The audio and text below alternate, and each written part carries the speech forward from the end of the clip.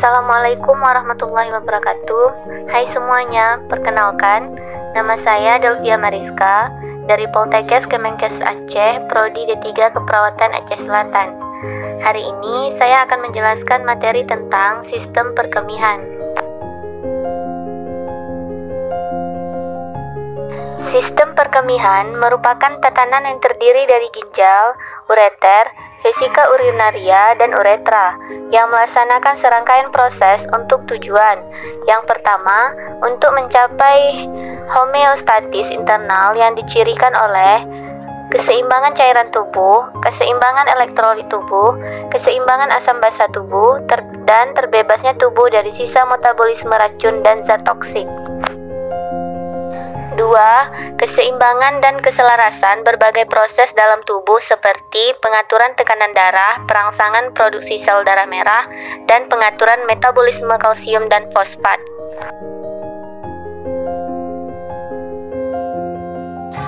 Ginjal.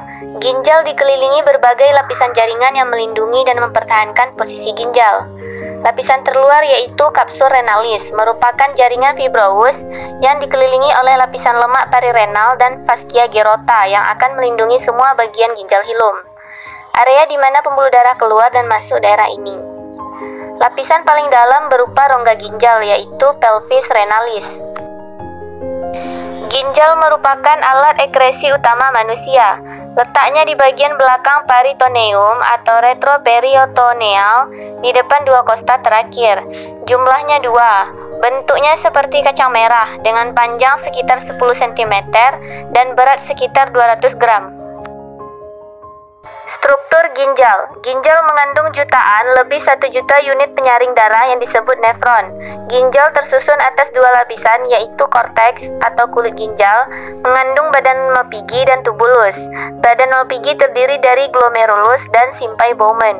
Yang kedua medula. Medula ini sumsum ginjal, mengandung tubulus. Tubulus bermuara pada pelvis renalis atau ruang ginjal.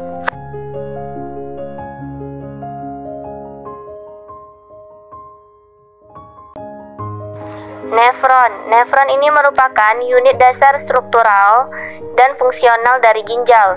Setiap ginjal terdiri dari sekitar 1 juta unit penyaring atau nefron.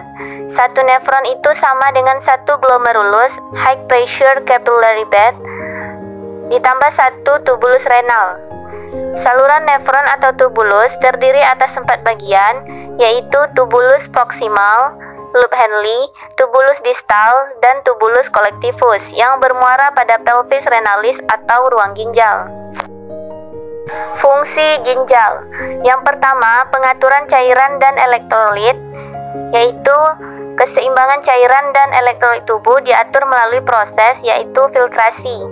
Filtrasi ini merupakan pergerakan cairan melalui membran biologik, diakibatkan perbedaan tekanan hidrostatik di kedua sisi membran. Tekanan hidrostatik adalah kekuatan molekul air dalam menahan dinding ruang di mana air mengalir. Difusi. Difusi merupakan pergerakan bebas dari zat melewati membran partikel dari konsentrasi tinggi ke konsentrasi rendah.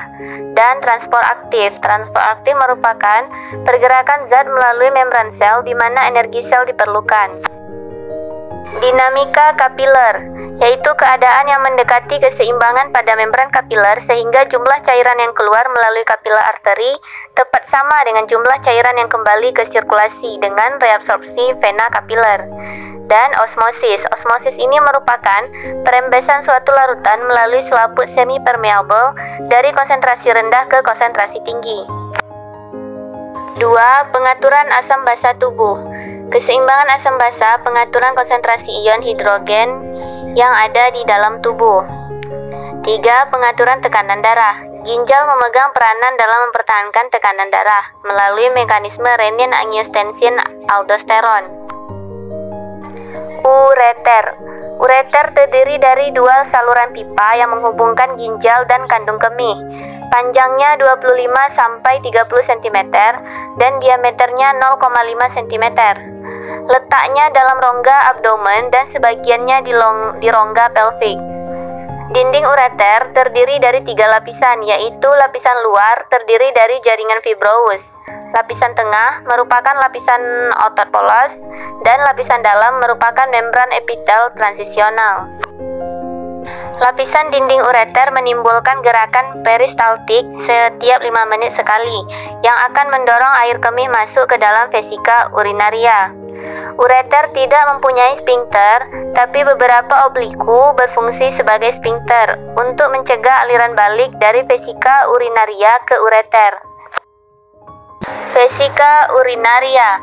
Vesika urinaria merupakan reservoir sebelum urin dikeluarkan. Dapat berkontraksi dan relaksasi oleh karena keberadaan otot polos. Kemampuan vesika urinaria dalam menampung urin dapat mencapai 500 cc atau lebih. Hal ini dipengaruhi oleh kondisi otot vesika dan posisi tubuh. Bagian vesika urinaria, yaitu fundus, corpus, dan vertex. Dinding vesika urinaria terdiri dari 3 lapis otot polos, serabut spiral, longitudinal, dan sirkular, 1 lapisan mukosa dari epitelium transisional atau peralihan. Uretra merupakan saluran sempit yang berpangkal pada kandung kemih yang berfungsi mengeluarkan atau menyalurkan air kemih keluar. Pada laki-laki, uretra berjalan berkelok-kelok melalui tengah-tengah kelenjar prostat, kemudian menembus lapisan fibrosa yang menembus tulang pubis ke bagian penis. Panjang uretra laki-laki kira-kira 17-20 cm, sedangkan uretra pada wanita terletak di belakang simfisis pubis berjalan lurus dengan panjang kurang lebih 3-4 cm. Uretra memiliki sphincter yang mengatur keluarnya urin, terdiri atas sphincter externus dan internus. Sphincter internus berperan dalam mencegah urin bercampur dengan semen saat ejakulasi, sedangkan sphincter externus berperan dalam proses miksi. Proses pembentukan urin. Yang pertama, proses filtrasi atau ultrafiltrasi. Setiap menit kira-kira 1200 ml darah atau 540 ml sel darah dan 660 ml plasma masuk ke glomerulus untuk filtrasi. Membran filtrasi normal hanya dapat dilalui plasma dengan garam, glukosa, dan molekul kecil lainnya. Terjadi di simpai Bowman, hasilnya yaitu urin primer atau filtrat glomerulus. 2. Proses reabsorpsi. Cairan filtrasi dipekatkan di tubulus dan zat penting bagi tubuh direabsorpsi. Reabsorpsi terjadi secara pasif, bergantung pada adanya ADH. Terjadi di tubulus contortus proximal sampai gelung Henle. Hasilnya yaitu urin sekunder atau filtrat tubulus. 3. Proses sekresi. Tubulus dapat mensekresi atau menambah zat ke dalam cairan filtrasi.